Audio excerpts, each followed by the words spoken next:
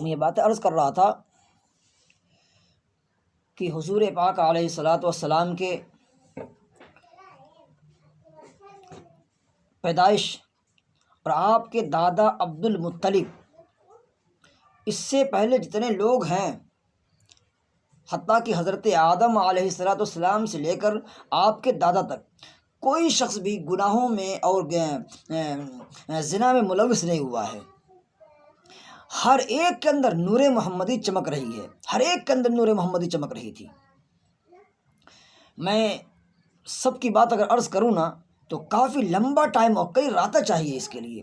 اگر ہر دادا عبد المطلب سے پہلے اور حضرت آدم علیہ السلام سے لے کر کے جتنے لوگ اللہ کے رسول نے جتنے لوگوں کا تذکرہ فرمایا ہے، ان کے نسب کے اندر اگر ان کو گنوایا جائے نا تو ان کے اندر ہر ایک کے اندر کوئی نہ کوئی ایک خوبی پائی جا رہی تھی کہ اس خوبی سے ہر ایک شخص سمجھتا تھا کہ یہ آدمی بہت ہی زیادہ خوش قسمت آدمی ہوگا۔ میں ہر ایک کی بات نہیں کرتا، بس صرف دادا عبد المطلب کی بات کرتا ہوں۔ دادا عبد المطلب ان کا اصل نام عبد المطلب نہیں ہے، ان کا نام ہے شیبۃ الحمد۔ ان کا نام ہے شیبۃ الحمد۔ عبد المطلب تو یہ ایک خاص قسم کی وجہ سے کہا جا رہا تھا۔ عبد المطلب ان کا نام ہے شیبۃ الحمد، اور شیبۃ الحمد یہ نہایت حسین و جمیل تھے۔ شیبۃ الحمد یعنی دادا عبد المطلب جو ہے نہایت حسین، جمیل اور باروب آدمی تھے۔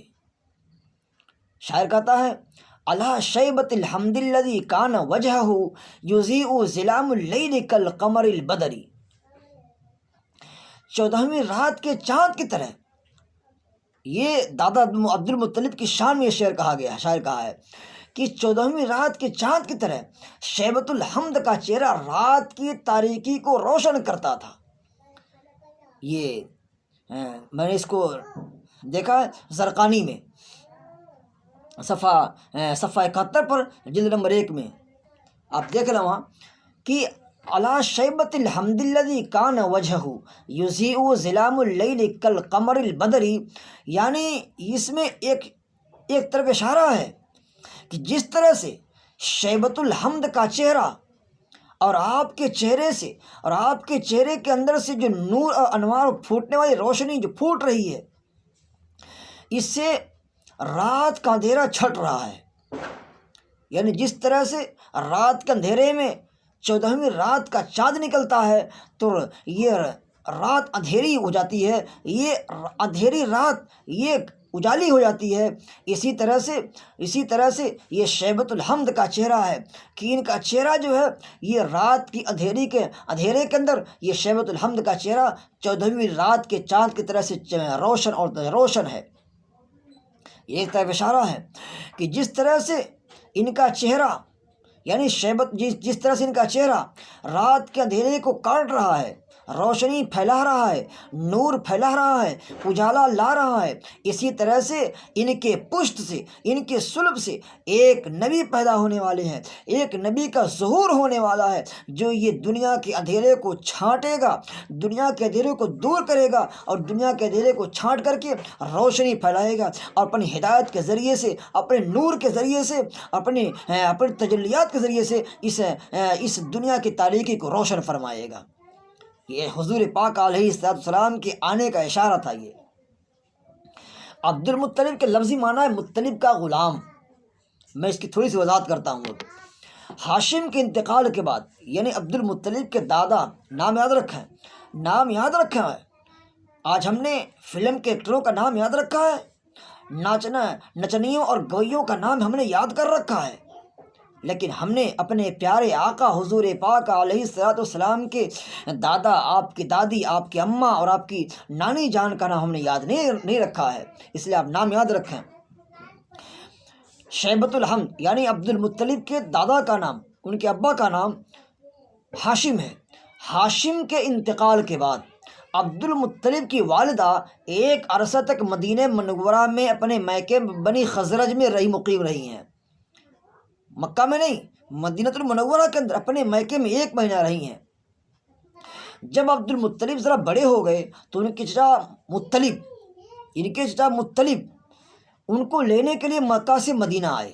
جب ان کو لے کر کے واپس ہوئے تو مکہ میں داخل ہوتے وقت عبد المطلب اپنے چچا مطلب کے پیچھے اونٹ پر سوار تھے، یعنی شیبۃ الحمد، یہ عبد المطلب جو نا یہ شیبۃ الحمد، یہ پیر اپنے چچا کے پیچھے اونٹ پر سوار تھے۔ شیبہ کے کپڑے میلے کچیلے تھے، یعنی عبد المطلب کے کپڑے میلے کچیلے تھے اور گرد آلود تھے، اور چہرے سے یتیمی ٹپکتی تھی۔ کیوں؟ اس لیے کہ والد کا انتقال ہو چکا تھا، ہاشم کا انتقال ہو چکا تھا، صرف والدہ زندہ تھی۔ تو ان کے چچا ان کو لے کر کے مدینہ سے مکہ آ رہے ہیں، اب پیچھے بیٹھے ہوئے ہیں، کپڑے میلے کچیلے ہیں اور چہرے سے یتیمی ٹپک رہی ہے۔ لوگوں نے مطلب سے دریافت کیا، یعنی ان کے چچا سے پوچھا کہ یہ کون ہے، یہ کون ہے؟ مطلب نے حیا کی وجہ سے یہ کہہ دیا کہ یہ میرا غلام ہے۔ وجہ تسمیہ دیکھیں، کیا کہا؟ یہ میرا غلام ہے۔ کیوں؟ کہ لوگ یہ نہ کہیں کہ بھتیجا ایسے میلے کپڑوں میں کیوں ہے، بھتیجا ایسے میلے کپڑوں میں کیوں ہے۔ اس لیے عبد المطلب کے نام سے مشہور ہو گئے، یعنی مطلب نے مکہ پہنچ کر بھتیجے کو عمدہ لباس پہنایا اور اس وقت ظاہر کیا کہ یہ میرا بھتیجا ہے۔ جب سواری پر سوار تھے، جب دریافت کرنے والے نے دریافت کیا یہ کون ہے، تو آپ نے کہا عبد المطلب، یعنی میرا غلام ہے۔ یہ اسی نام سے یہ موسوم ہو گئے ہیں، یعنی ان کا اصل نام، حقیقی نام ان کا شیبۃ الحمد ہے، لیکن عبد المطلب کے نام سے موسوم ہو گئے ہیں۔ ابن سعد طبقات میں روایت کرتے ہیں کہ عبد المطلب تمام قریش میں سب سے زیادہ حسین، جمیل، سب سے زیادہ قوی، جسیم اور سب سے زیادہ بردبار اور حلیم اور سب سے زیادہ سخی اور کریم اور سب سے زیادہ شر اور فتنہ سے دور بھاگنے والے تھے اور قریش کے مسلم سردار تھے۔ ذرا دیکھیں، باپ کا اثر بیٹے پر پڑتا ہے، اس بات کو اچھی طرح یاد رکھیں، باپ کا اثر بیٹے پر پڑتا ہے۔ عبد المطلب کا جود و کرم اپنے باپ ہاشم سے بھی بڑا ہوا تھا، ان کی سخاوت اپنے باپ ہاشم سے بھی زیادہ بڑی تھی۔ عبد المطلب کی مہمان نوازی انسانوں سے گزر کر چرند پرند تک پہنچ گئی تھی۔ اللہ اکبر! عبد المطلب کی مہمان نوازی، آج ہم مہمانوں کو دیکھ کر کے ہمارا دل گھٹتا ہے کہ مہمان آ گیا، مجھے فلاں چیزیں بنانی پڑیں گی، فلاں چیزیں مجھے خرچ کرنی پڑیں گی، اتنے پیسے مجھے مہمان کے اوپر خرچ کرنے پڑیں گے۔ مہمانوں کو آنے سے ہمارے دل میں گھٹن پیدا ہوتی ہے، لیکن عبد المطلب کے یہاں مہمانوں کی لائن لگی رہا کرتی تھی، اور لائن کے باوجود عبد المطلب جو ہے چرندوں پر سے گزر کر کے آپ پرندوں تک پہنچ گئے تھے، یعنی ان کی مہمان نوازی پرندوں میں پہنچ چکی تھی۔ اسی وجہ سے عرب کے لوگ ان کو فیاض اور مطعم الطیر السما، آسمان کے پرندوں کو کھانا کھلانے والا۔ ہم تو آج اس دنیا میں اپنے مہمانوں کو کھانا کھلانے سے ہم تو دور رہتے ہیں، ہاں اپنے مہمانوں کو کھانا کھلانے سے ہم بھاگتے ہیں۔ پرندوں کو پھر کھانا کون کھلائے، یا اپنے جانوروں کو کھانا کون کھلائے؟ لیکن حضرت عبد المطلب، حضور پاک علیہ السلام کے دادا عبد المطلب، ان کی مہمان نوازی کہ اپنے مہمانوں کو تو کھانا کھلاتے، ان کی خاطرداری کرتے تھے، اور ان خاطرداری کرنے کے ساتھ ساتھ انہیں آسمان کے پرندوں کو بھی کھانا کھلائے تھے، اسی کے لقب سے یہ مشہور ہو گئے تھے، اسی لقب سے مشہور تھے۔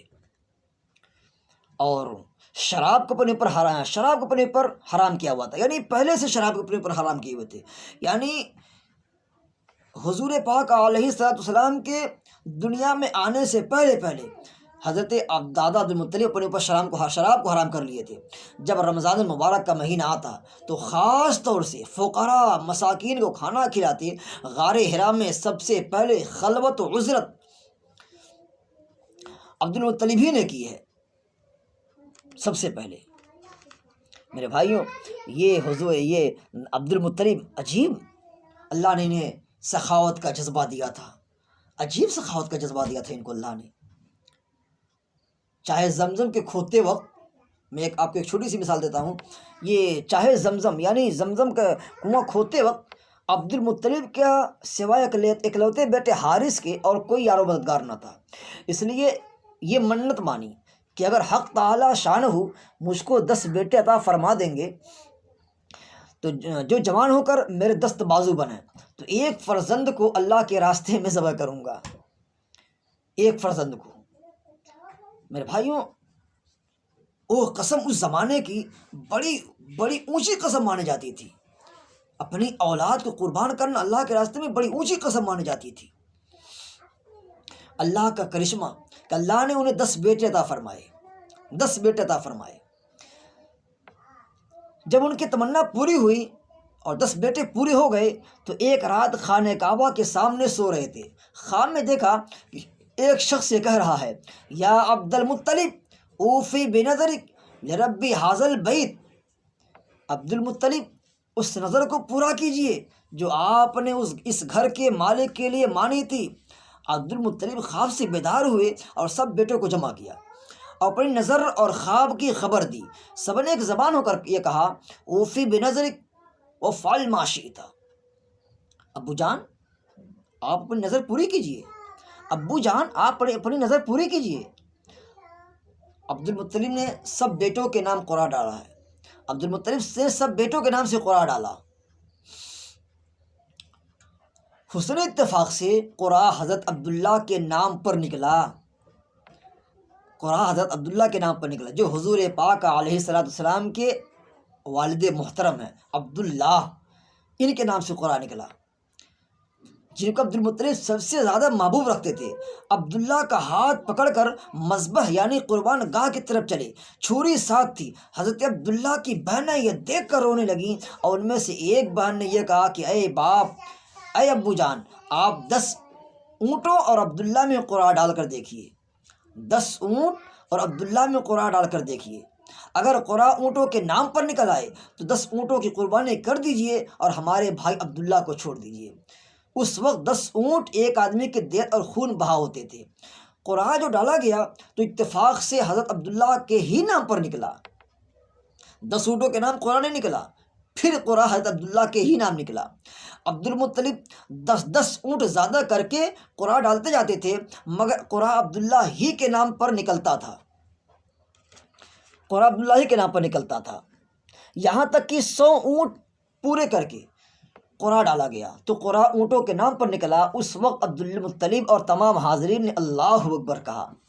بہنیں اپنے بھائی عبداللہ کو اٹھا لائیں اور عبد المطلب نے وہ 100 اونٹ صفا اور مروہ کے مابین نہر کیے. ابن عباس فرماتے ہیں کہ اول دیت کی مقدار 10 اونٹ تھی. سب سے پہلے عبد المطلب نے قریش اور تمام عرب میں یہ سنت جاری کی کہ ایک آدمی کی دیت 100 اونٹ ہیں، اور نبی اکرم صلی اللہ علیہ وسلم نے بھی اسی کو برقرار رکھا ہے.